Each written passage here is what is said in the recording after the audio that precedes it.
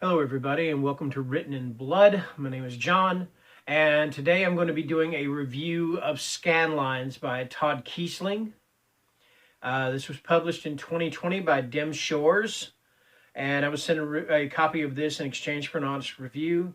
So the first thing I'm going to do is I'm going to read the synopsis to you and then I'll give you my thoughts on the book. All right.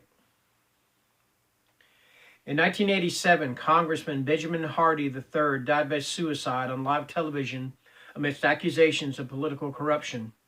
Years later, rumors of a recording surfaced among VHS trading groups and urban legend chat rooms. Dubbed the Duncan Tape after the deceased cameraman who attempted to sell the video, the rumors allege that anyone who watches the tape is driven to suicide. Or so the story goes. In truth, no one has ever seen the supposed Duncan Tape, presumably because it doesn't exist. It's a ghost story perpetuated in the forums and chat rooms of the internet, another handful of bytes scattered across the information superhighway at blistering 56K modem speed. For Robbie and his friends, an urban legend is the last thing on their minds when a boring Friday night presents a chance to download porn. But the short clip they watch turns out to be something far more graphic and disturbing. And in the coming days, they'll learn even the most outlandish urban legends possess a shred of truth. Okay, so that being said, the very last part of that I just read about the boys downloading the porn. Okay, so this takes place during the time that you pretty much say the internet was kind of in its fledgling stages, you know, where everything was still dial-up. You didn't have Wi-Fi. Everything was connected through your phone line. So if you're downloading something and somebody decided to call you, it interrupts the phone, it would interrupt the call or whatever. But anyway, that's beside the point, all right? So you have these three friends. You have Danny, and you have his brother Jordan, and you have their friend Robbie. And that being said, boys will be boys kind of thing. So they decide that they want to download a porno of Jenna Jameson. And for those of you younger people who don't know who Jenna Jameson is, look her up. That's all I'm going to tell you, all right? So anyway, they downloaded this, in other words, in the hope of watching a dirty movie. And instead what happens is they download a suicide. And it is the suicide of this Congressman Benjamin Hardy. And the thing about that is that the suicide of Benjamin Hardy reflects real-life suicide of Bud Dwyer, I believe back in 1978. I believe he was a treasurer in Pennsylvania. And he got accused of like embezzling or something like that. And goes on television, and because this is a big thing, it was televised, and you literally see this guy's suicide, or I don't know if you see all of it, but that's what he does on national television, and everybody that was watching it, everybody saw it.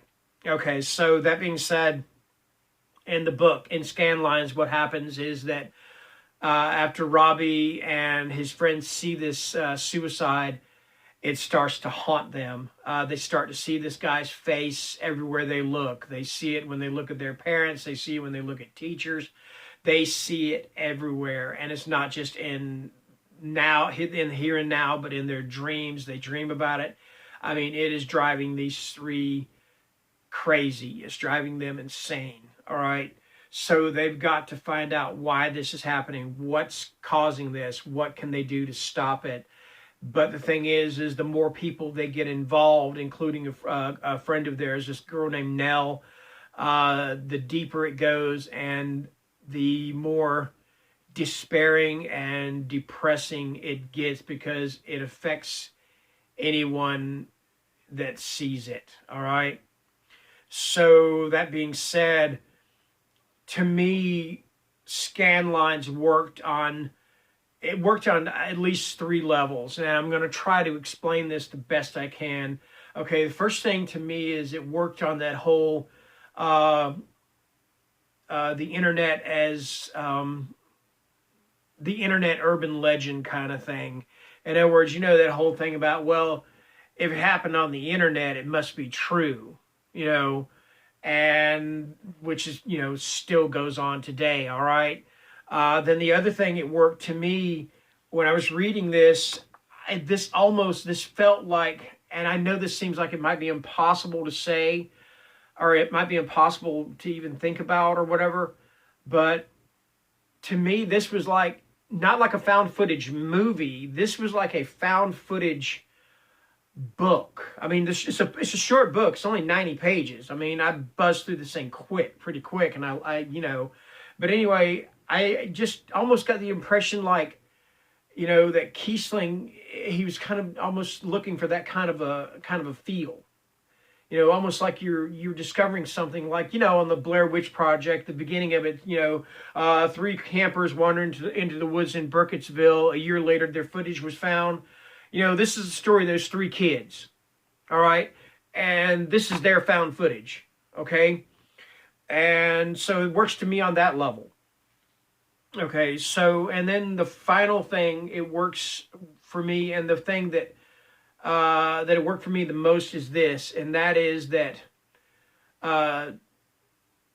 is that suicide, especially the suicide of someone someone you love, it has a deep and profound effect on that person or persons, excuse me, sorry to say, all right?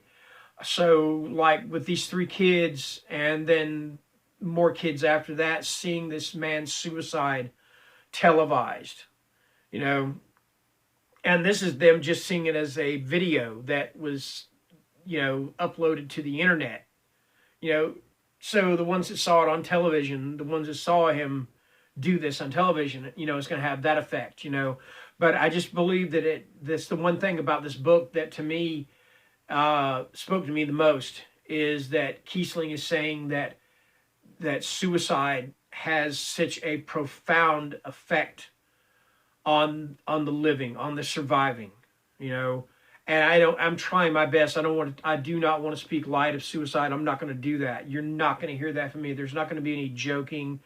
It's not going to happen, because I have someone very close to me. I'm not naming names. I'm not naming whatever, who is, had someone in their life take their life.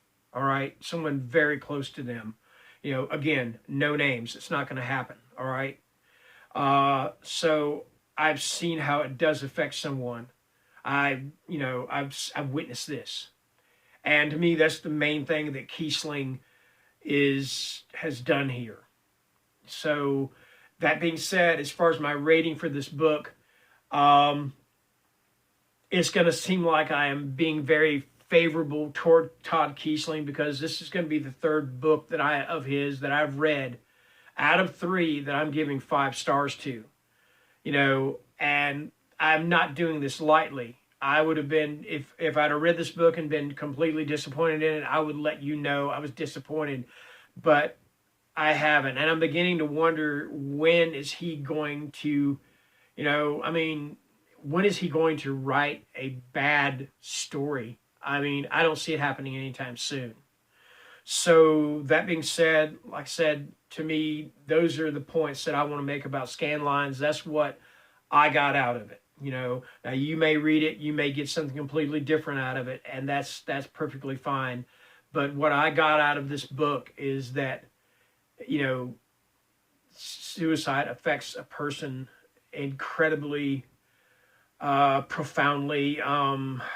Trying to think of the right words to say, because I don't want to sound like a public service announcement or anything like that. And I just think that he knocked this out of the park. And I'm looking forward to whatever else he can come up with. So that being said, this is my review. This is Scanlines, Todd Keisling, 5 stars. Thank you for watching. You guys have a great weekend. Stay safe, stay healthy, stay home, and let's hopefully say that everything's going to be okay. Thank you.